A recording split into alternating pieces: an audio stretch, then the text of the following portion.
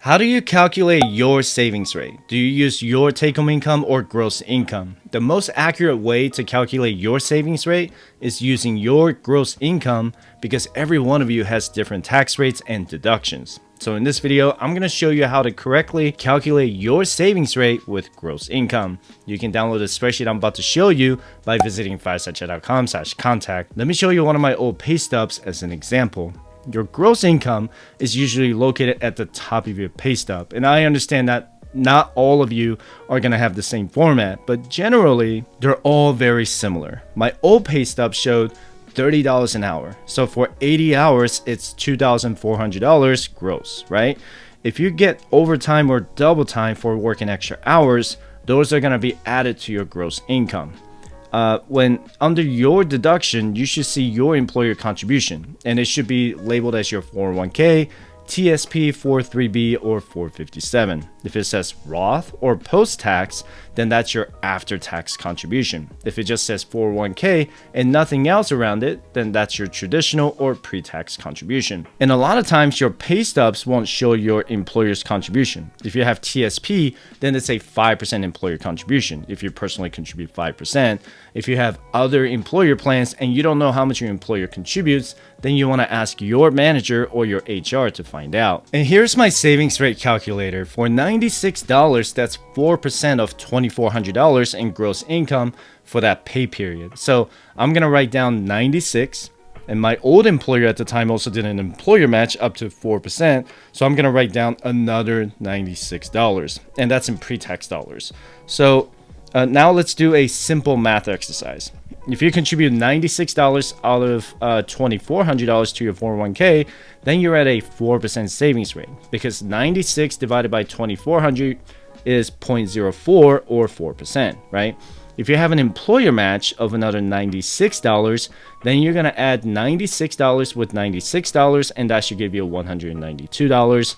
When you divide $192 by $2,400, then that gives you an 8% savings rate. Do you see how just contributing up to your employer match, you're already saving 8% of your gross income? The third step of my FIRE checklist tells you to contribute to having your employer match because that's free money from your employer that you don't want to miss out on. So your savings rate could easily increase or decrease depending on your personal and employer contributions to your retirement plan. So let's assume that you're on to step 6 of my FIRE checklist after you've maxed out your emergency fund and paid off your debt. The next one is to max out your Roth IRA and HSA. I'm going to do the HSA first because that's being contributed in pre-tax dollars. If I had to pick between HSA and Roth IRA, as far as which one to contribute first, I would pick HSA every time. And you can watch this video about why the HSA is more valuable than the Roth IRA, and I'll link it in the description below. If you're single, and let's just assume that you're single, you can save up to $3,650 for the year 2022 and $3,850 starting in 2023. I'm just going to use the 2022 numbers as an example. If you get paid bi-weekly and your employer doesn't do any matching to your HSA, then you're going to divide $3,650 by 26 because you get paid 26 times throughout the year. And your contributions will be about $140 every 2 weeks. If you're married or have kids, then you're going to divide $7,300 by 26, and that gives you $280 every paycheck. Let's assume that you're single and that $140 every paycheck is going to give you an additional 6% savings rate.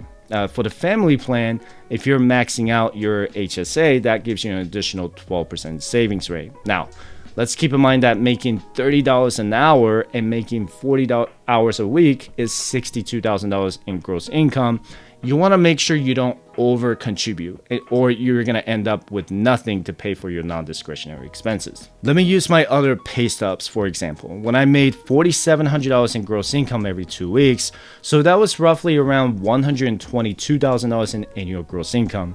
I was single and able to contribute directly to my Roth IRA because I was still under the Roth IRA income limits. And the contribution limit for the Roth IRA in the year 2022 is $6,000. If I divide it by 26, because I got paid bi-weekly, then it's about $231. So that $231 I contribute to my Roth IRA is at a 5% savings rate. With the HSA as a single guy at $140, that's another 3% savings rate. With the 401k up to the employer match, I contributed 8% and my employer contributed another 4%. So by the end of step 6 of my FIRE checklist, I was contributing 20% of my income to my Roth IRA, HSA, and 401k up to the employer match. I wanted to increase my savings rate because I was making more money. So I decided to max out my 401k employee retirement account, which is step 7 of my FIRE checklist.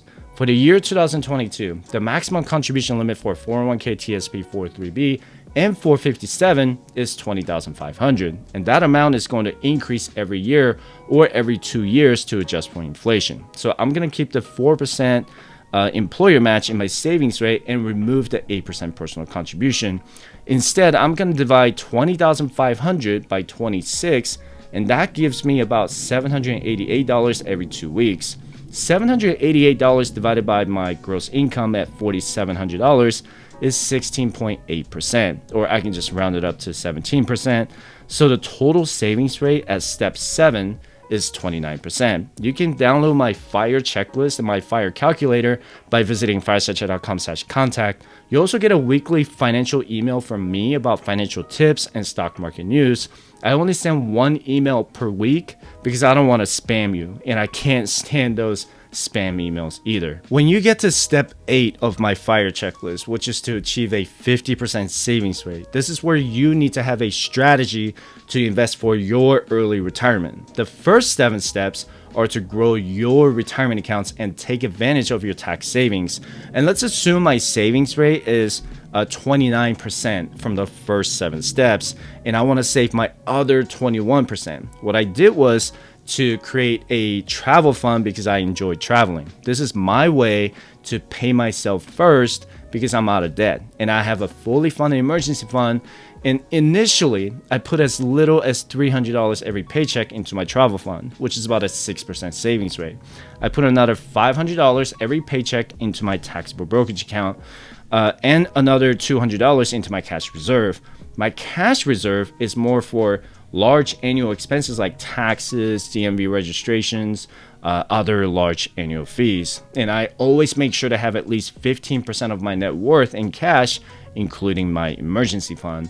And whatever your savings strategy is, and you want to be very intentional with what you're saving or investing. This is your excess saving to pay yourself first and saving for your early retirement. Your savings rate matters more than how the stock market performs in the long term. If you're married and you're both working, then try to live on one person's paycheck and save the others. My wife and I are saving over 65% of our income right now, and we're looking to increase it to 70, 75, or even 80%. That sounds very aggressive, but it's absolutely doable if we continue to be intentional with what we spend, save, and invest with our money. My financial coaching clients get this spreadsheet personalized for their specific needs. So if you need help with your personal finances like budget, savings, and investments, you can schedule a free one-on-one 20-minute financial coaching session by visiting firestartchat.com/coaching and find out if I'm the right fit for you. And if you want to know more about how to calculate your FIRE number and invest in your early retirement, be sure to check out these 2 videos. So with that said, I appreciate you watching my video. Don't forget to subscribe, and I hope to see you in the next video. Have a good one.